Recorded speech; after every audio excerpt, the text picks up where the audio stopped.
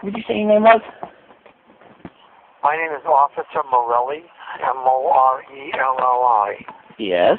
And I'm with the Capitol Police Department here, Capitol Police in Augusta. Yeah, what can I do for you? What can I do for you? Well, evidently you've been making some phone calls here at the Speaker's house. Some phone calls? Yeah. What do you mean? You've called the Senate and the Speaker's house, Senate President. So? And the Speaker of the House. Am I correct?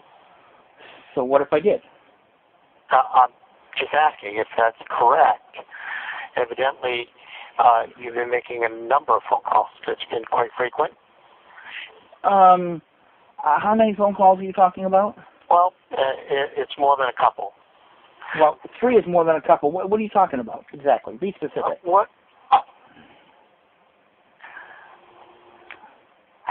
What I'd like to do is try to, evidently, according to the folks that you're talking to, they cannot offer you any kind of resolution. Your conversations with them there's nothing they can offer you in whatever your conversations are. And they're feeling that, you're going on, but there's no way they can resolve any of whatever your issue is. So how is calling someone in the legislature a police matter? It's a police matter when they finally consider the phone calls to be sort of harassing. It's become that frequent. Wait a minute. Listen to me. The statute requires 3 times, and it requires communication to be with the intent of. So how is a political phone call the intent of harassing? The individuals you're talking to and the frequency of the calls they feel are starting to become harassing. That's I'm giving you all now. I'm talking to you in reference to this issue. It was recommended that if you have issues that need to be addressed, that your Senate representative is John Patrick. Yes, I'm aware of that, and I've spoken to him. And Richard Pickett is your representative. I know who these people are. Good. So please explain to me how somebody's feeling, and how is calling the government 100 times harassment, if I do? Sir, I've explained this, and I'm going to explain it one more time, and if it's not to your satisfaction, I'm sorry.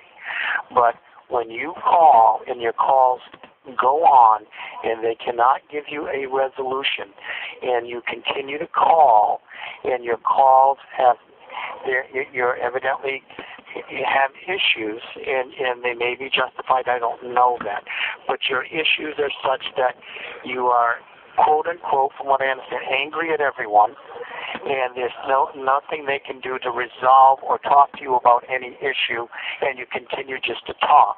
Listen, so I hear a lot of subjective characterizations. I hear a lot of opinions. I hear a lot of generalizations. I don't hear an accusation here.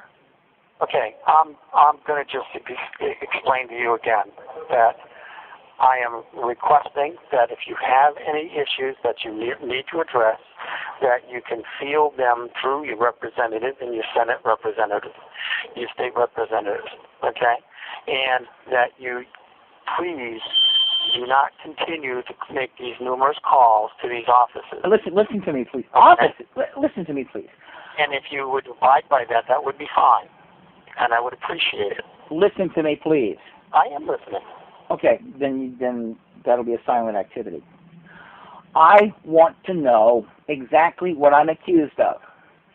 I'm saying to you again, these calls are now considered harassing in nature, and they are to stop. And we're asking you to please stop. If you would like that in writing, I can get an order of the court to say stop harassing and making these phone calls. What we're giving you as an alternative is that if you do have an issue, we would like you to please address it through these channels that are your right to do, but to not continue to call the office of the Senate and the office of the Speaker of the House. and that will be appreciated. Do you understand where I'm coming from, sir? Oh, you look, I hear. I want to know how many times I'm accused of calling. Sir, it's multiple times. I want a number, sir. Sir, I'm not going to be sitting here giving you numbers. And I'm not going to be saying anything more than what I have now. I think it's adequate. I think it's sufficient that we've given you an avenue. If you can't give me an assurance that you're going to at least do this, then I guess we can, and I will, give you a harassment notice. But I just as soon not have to do that. I think that if you have legitimate issues, you have an avenue to bring them to, and you should do that, and you have these people to talk to. But to call and continuously call these offices and spending time with these folks, they cannot give you a resolution.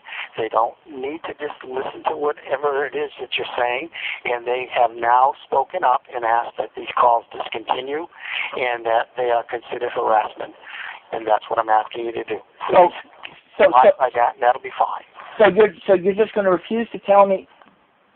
I told you exactly what you need to know, sir. No, I need. Look, listen, sir. I need to know more than that. No, you don't. That's exactly what you needed to know. I told you exactly what was going on, and you are going to give me your assurance that you're going to forward your calls through your representatives, which would be fine, and that's what I think is appropriate, and you probably would help you out. And if that's what you would do, that we would kindly appreciate that. All right, sir? Listen to me. I have listened to you, and you're not listening to me. I'm not going to give you any more information. I'm explaining to you exactly what it is. You're to not continue to call. I'm asking you to stop making these calls because they feel you're harassing. Making these? What do you mean these calls? What are these calls? Sir, thank you. You have a good day, okay? And I'll talk to you another time if need be.